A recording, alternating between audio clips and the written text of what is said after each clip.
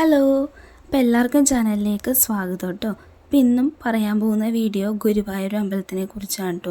പണ്ട് ഗുരുവായൂർ അമ്പലത്തിൽ നടന്നിട്ടുള്ളൊരു മോഷണത്തെക്കുറിച്ചുള്ള ഒരു വീഡിയോ ഉണ്ട് ഞാനിന്ന് ചെയ്യാൻ വേണ്ടി പോകുന്നത്.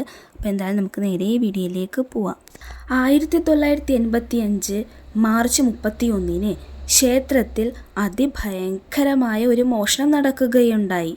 ഭഗവാനെ ചാർത്തിയിരുന്ന 60 ഗ്രാം തൂക്കം വരുന്ന 24 നീലക്കല്ലുകളും അമൂല്യരത്നങ്ങളും അടങ്ങിയ നാഗപടത്താലി, 45 ഗ്രാം തൂക്കം വരുന്ന മഹാലക്ഷ്മി മാലയും 90 ഗ്രാം തൂക്കം വരുന്ന നീലക്കല്ലുമാല എന്നിവയാണ് അന്ന് മോഷണം പോയത്. കേരള ചരിത്രത്തിലെ ഏറ്റവും കുപ്രസിദ്ധമായ മോഷണങ്ങളിൽ ഒന്നായിരുന്നു ഇത്. ഒപ്പം ഏറ്റവും അധികം ചർച്ചാ വിഷയമായതും ഇതുതന്നെയായിരുന്നു. 6 മാസത്തെ കാലാവധിക്ക് ശേഷം അന്നത്തെ മേൽശാന്തിയായിട്ടുള്ള കാക്കാട് ദാമോദരൻ നമ്പൂതിരി സ്ഥാനമൊഴിയുന്ന ദിവസമായിരുന്നു മോഷണം. പതിവ് രീതിയുടെ ഭാഗമായി സ്ഥാനചിഹ്നമായ താക്കോൽക്കൂട്ടം ശ്രീകോവിലിന് മുന്നിലെ നമസ്കാര മണ്ഡപത്തിൽ സമർപ്പിച്ച് സ്ഥാനമൊഴിയുന്നതിനിടയിലാണ് ദാമോദരൻ നമ്പൂതിരി വിഗ്രഹത്തിൽ 3 ആഭരണങ്ങളുടെ കുറവ് കണ്ടെത്തിയത്. തുടർന്ന് പൊട്ടിക്കരഞ്ഞുകൊണ്ട് അദ്ദേഹം ക്ഷേത്രം വിട്ടത്. പലരും അന്ന് അദ്ദേഹത്തെ ഇക്കാര്യത്തിൽ സംശയിച്ചു. മറ്റു ചിലർ പ്രമുഖ കോൺഗ്രസ് നേതാവും പിൽക്കാല പൊന്നാനി MLAയും അന്നത്തെ ഗുരുവായൂർ ദേവസ്വം ചെയർമാനുമായിരുന്ന PD മോഹനകൃഷ്ണനെയുമാണ് സംശയിച്ചത്. മോഹനകൃഷ്ണൻ തിരുവാഭരണം മോഷ്ടിച്ച് അന്നത്തെ മുഖ്യമന്ത്രിയായിരുന്ന K കരുണാകരനെ സമർപ്പിച്ചു എന്നുവരെ ആക്ഷേപങ്ങൾ ഉയർന്നു. 1987 നിയമസഭാ തെരഞ്ഞെടുപ്പിൽ ഈ ഒരു വാദം ഉന്നയിച്ചുകൊണ്ടായിരുന്നു അന്നത്തെ പ്രതിപക്ഷ നേതാവായിരുന്ന EK നയനാരുടെയും കൂട്ടുകാരുടെയും പ്രചരണം.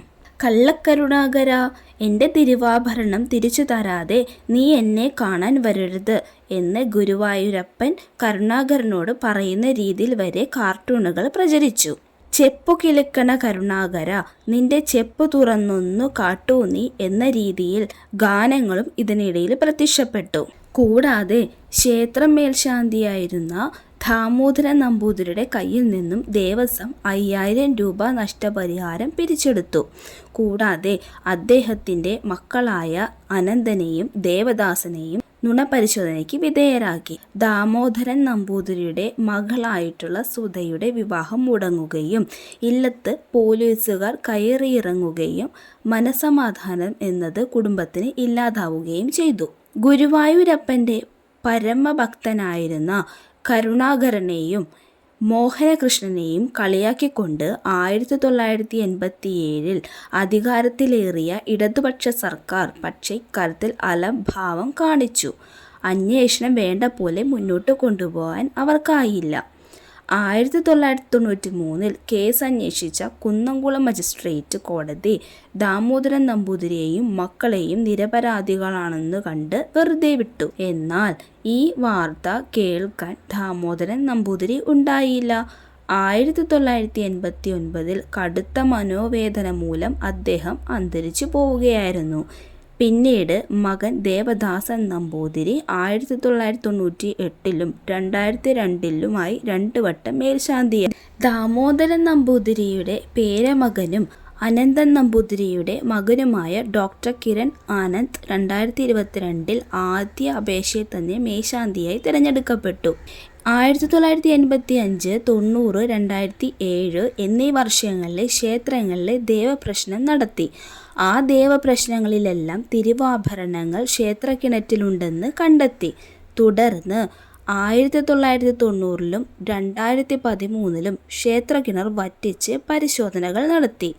എന്നാൽ അപ്പോഴൊന്നും തിരുവാഭരണങ്ങൾ കിട്ടിയില്ല.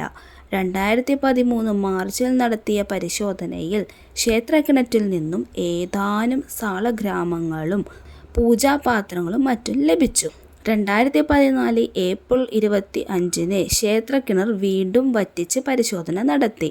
തുടർന്ന് തിരുവാഭരണങ്ങളിലെ നാഗപടത്താലി തിരിച്ചു കിട്ടി. മറ്റുള്ളവ കണ്ടുപിടിക്കാനുള്ള ശ്രമം ഇന്ന് നടന്നു വരുന്നു.